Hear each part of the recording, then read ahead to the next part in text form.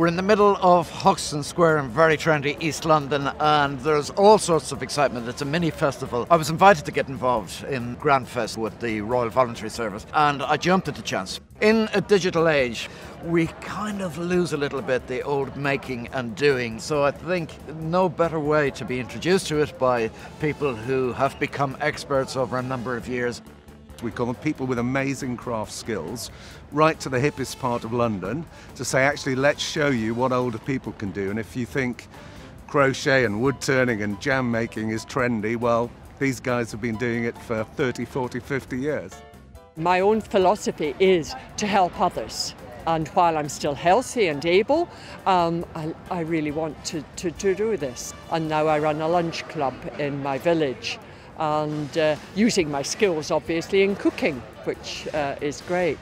But the importance there is the contact with other people, and especially for older people.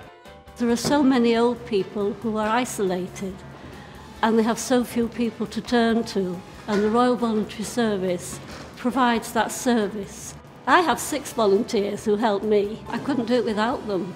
I have 2 music men and 4 who do everything else. The skills that we teach today in this masterclass and others are for people to learn them and start utilising them in the way they want to do it. Otherwise, it will just be forgotten. There is an upsurge at the moment with Sewing Bee, the Bake Off, of people trying to get back to the basics. It's almost as if we've got a complicated life and we're now trying to get back to basics.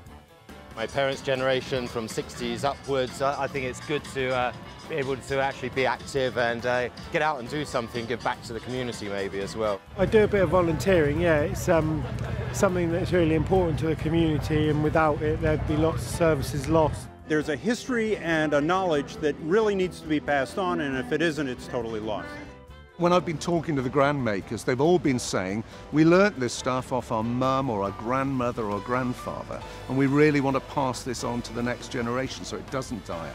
So volunteering is a way for people to kind of give something back, but also build their own social connections and build their connections to their community. So it has all sorts of benefits. And meanwhile, that volunteering supports 100,000 older people to stay independent in their own homes, which is great.